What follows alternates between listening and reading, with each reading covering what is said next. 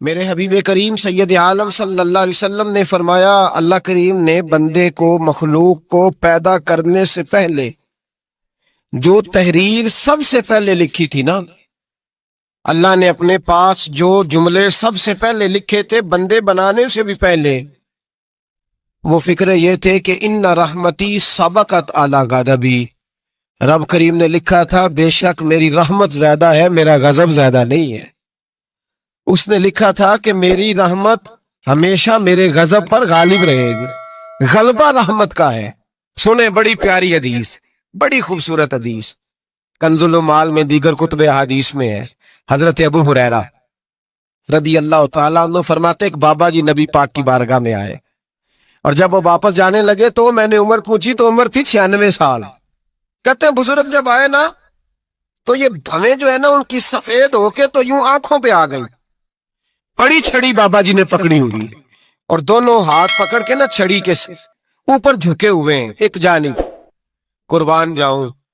کہتے ہیں جب وہ بزرگ مسجد میں داخل ہوئے تو میرے رسول نے کھڑے ہو کے استقبال فرمایا، کھڑے ہو، اور نبی کریم صلی اللہ علیہ وسلم نے آگے بڑھ کے بابا جی کو بازو سے پکڑا اور بٹھایا۔ حضور بیٹھ گئے، کہا بزرگوں کیسے آئے ہو؟ تو کہتے ہیں وہ بابا جی بات کرتے تو آنکھ کھول کے پہلے حضور کا چہرہ دیکھتے، پھر وہ بات کرتے تو ان کے لب و لہجے کے اندر بڑی پریشانی، بڑی تکلیف، بڑی مایوسی۔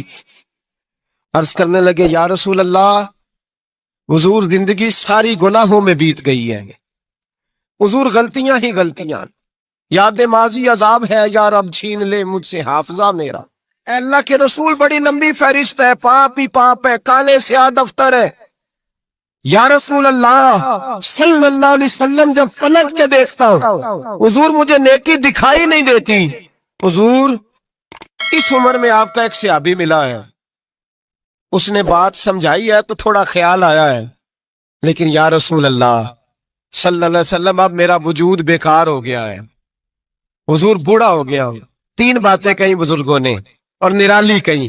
کہنے لگے یا رسول اللہ صلی اللہ علیہ وسلم، حضور اب تو میری کمر بھی سیدھی نہیں ہوتی کہ میں نماز ہی صحیح ادا کر سکوں، بوڑھا ہو گیا ہوں۔ یا رسول اللہ صلی اللہ علیہ وسلم اب میرے اندر طاقت نہیں کہ میں محنت مزدوری کر کے صدقے اور خیرات دے سکوں۔ یا رسول اللہ صلی اللہ علیہ وسلم اب میں تلوار لے کے جہاد بھی نہیں کر سکتا، حضور نہ میں لمبی نمازیں پڑھ سکتا ہوں، آقا نہ میں صدقات و خیرات دے سکتا ہوں، محبوبہ نہ میں دین کے لیے کوئی جہاد کر سکتا ہوں، بیکار وجود ہے، بیکار بیکار وجود کو تو گھر والے برداشت نہیں کرتے، بچے دعا کرتے ہیں یا اللہ ابا جی کو پردہ دے دے، اماں کو پردہ دے دے، بیکار ہو گیا ہوں اور آج آیا ہوں تو مجھ بیکار کو میرا رب قبول کر لے گا؟ آج کلمہ پڑھوں تو بیکار ہوں، کسی کام کا نہیں، نہ نماز نہ صدقات نہ جہاد، قبول کر لے گا؟ حضرت ابو ہریرہ فرماتے ہیں جیسے برسات میں بارش کی جھڑی لگتی ہے، یوں مصطفیٰ کی آنکھوں سے جھڑی لگ گئی، حضور کھل کے روئے، کھل کے۔ اور میرے حبیب پاک نے فرمایا بزرگوں بڑے مجاہد ہیں، دین کے لیے جہاد کرنے والے بڑے ہیں، رب کریم کو آپ کی تلوار کی اتنی حاجت نہیں، اور فرمایا اس کے خزانے کوئی خالی تو نہیں کہ آپ ہی گویا صدقہ دیں گے تو بھرے جائیں گے، اور فرمایا پھر رب کریم کی شان میں اضافہ نہیں کرتی عبادتیں، وہ تو بندے کو نفع دیتی ہیں۔ میں بزرگوں نہ آپ جہاد کریں، نہ آپ صدقات دیں، لا لمبی نمازیں پڑھیں، آپ صدق دل سے آ جائیں، اللہ کے رسول کا وعدہ ہے رب آپ کو بغیر حساب کتاب جنت عطا فرما دے گا۔ آنا تو شرط ہے کہ نہیں؟ آئے تو صحیح، نہ پہنچے تو صحیح، آ گئے، اس کو نہیں عادت صدقات و خیرات کی، جہاد کی، تبلیغ، آئے تو صحیح نا۔ ان العبد اذا عرفا ثم تاب تاب اللہ علیہ، میرے حبیب نے فرمایا بندہ جب رو کے کہتا ہے نا یا اللہ غلطی ہو گئی معاف کر دے، فرمایا میرا مالک اسے فوراً ہی معاف فرما دیتا ہے۔ تو آ تو صحیح، تو آتا ہی نہیں، تو آ ہی نہیں رہا، تو گھر میں بیٹھا ہوا ہے، تو سویا ہوا ہے، تو دکانداری کر رہا ہے، تو پیسے گن رہا ہے، تو آیا ہی نہیں، آ تو صحیح۔ بلکہ میرے نبی پاک فرماتے ہیں جب اللہ پاک کا بھاگا ہوا غلام آتا ہے پھر تو اللہ زیادہ راضی ہوتا ہے، پھر تو اللہ زیادہ راضی ہوتا ہے، زیادہ راضی ہوتا ہے، تو آ تو صحیح، پاس تو صحیح۔ بلکہ صوفیاء تو اور بات کرتے ہیں، وہ کہتے ہیں تو کبھی بھول کے بھی رب رب کرے تو اللہ تو اسے بھی قبول کر لیتا ہے، بھول کے۔ ملا رومی کہتے ہیں بنی اسرائیل کا بندہ ہے، सनम पत्थर को कहते हैं, बुत को कहते हैं। बुत के सामने खड़ा है और सारी रात कहता है या सनम या सनम या सनम, ए पत्थर ए बुत, सारी रात पुकारता रहा।